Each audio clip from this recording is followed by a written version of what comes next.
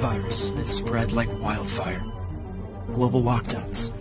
Untold economic and personal devastation. This is the familiar story of COVID-19, but it isn't the only story. The truth, hidden and denied by the authorities in Beijing, is that the ambition of the Chinese Communist Party set the stage for a new pandemic months and years before the public encountered COVID-19. Over the past year, researchers inside the United States Senate conducted an in-depth investigation of the biosafety situation inside China from 2018 to 2021. What they found is disturbing. We started to find writings, we started to find statements, we started to find evidence of internal conversations that were being posted in different journals and the like, and we really began to see an uptick in the summer of the year 2019. So 7-8 months before COVID reached our shores, we already start to see evidence that something was happening.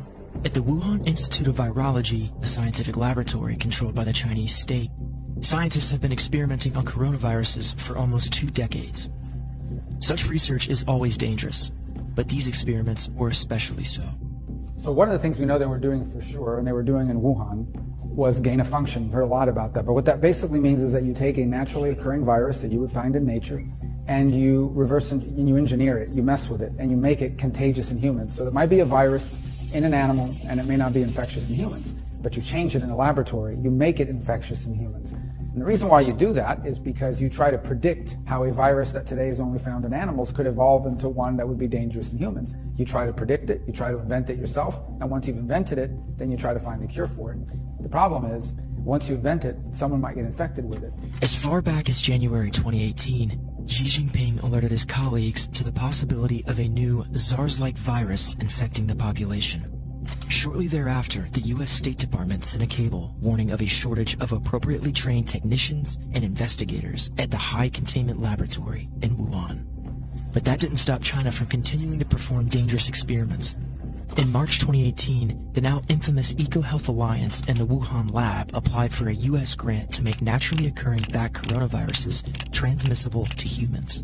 The early warning signs also did not stop Xi Jinping from pushing his scientists to simplify the examination and approval of projects and lower the threshold for admission to achieve scientific breakthroughs at an early date. These researchers were doing some pretty scary and risky things. In essence, they were doing things that virtually no other labs in the world would dare do because of how dangerous, how risky, how unsafe they are. But in China, they were doing it. They want to become the world's dominant power in every field, and one of those is biomedicine. And to do that, they have to cut corners, and they have to make decisions about what they're going to prioritize, progress or safety. So what the impact of this political pressure is on Chinese researchers is they're told flat out that we're going to prioritize making progress. But by the fall of 2018, bad news was mounting. In one report, the director of the Wuhan lab discussed unspecified shortcomings and inadequacies in his team's work. A senior party member warned that certain problems exist. The signs are shocking, but not as shocking as what comes next.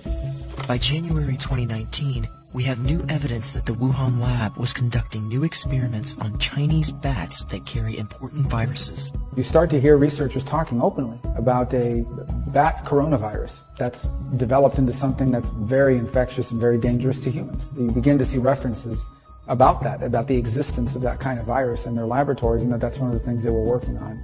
And that was sort of the beginning of this trail that really led us to a place that I think we find ourselves in today. In January 2019, Xi urged the party to be highly vigilant about black swan events. It was an ominous warning.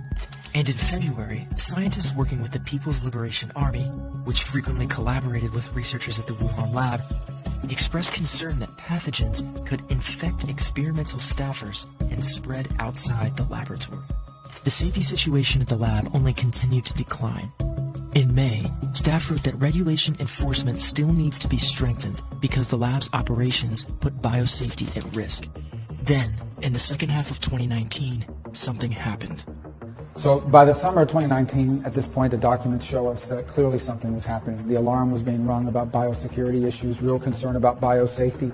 You start to see an increasing amount of agitation and concern on the part of various researchers and people in charge of them, like the head of their Chinese version of the CDC, that became increasingly concerned about some biosafety event that had happened or was about to happen. And we'll never know exactly for sure what it was that was happening in the summer of 2019, but it's another piece of that circumstantial evidence that starts to fill out the puzzle. In July, Xi Jinping tasked his rubber-stamped legislature with drafting a biosecurity law.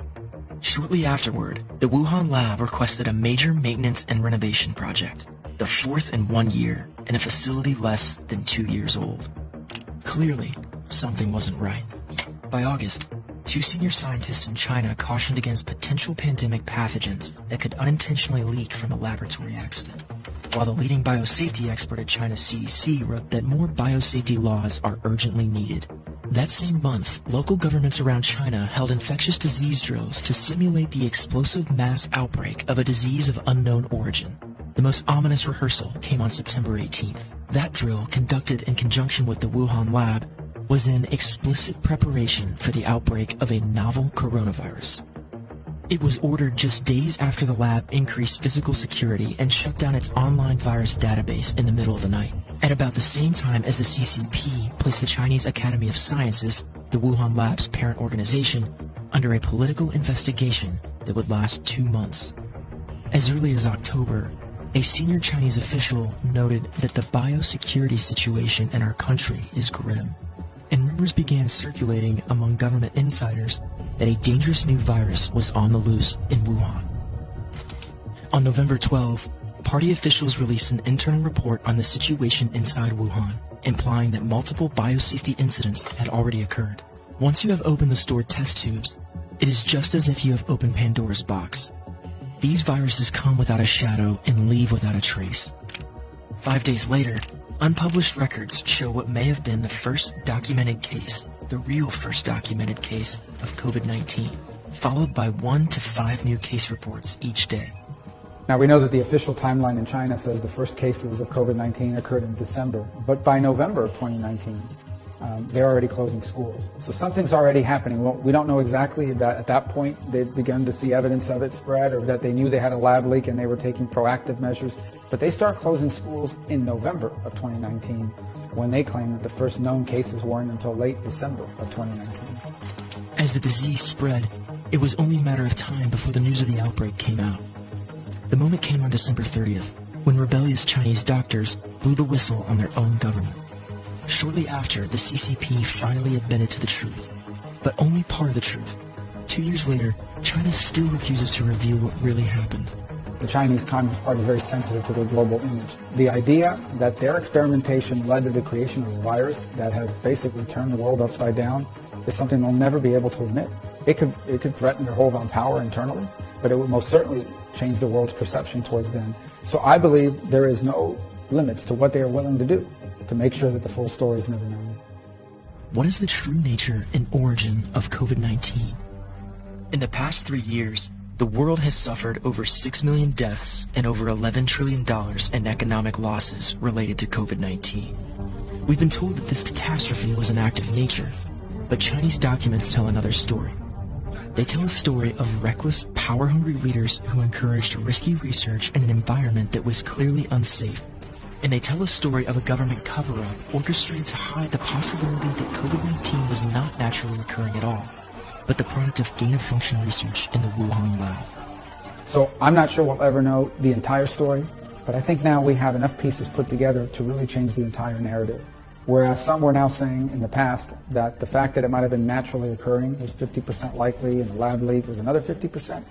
I think this additional circumstantial evidence that's been gathered, which is pretty compelling and which has never been seen before, weigh heavily those odds towards something bad happened in one of these laboratories. It infected someone, they took it out into the general population, and they changed the course of history.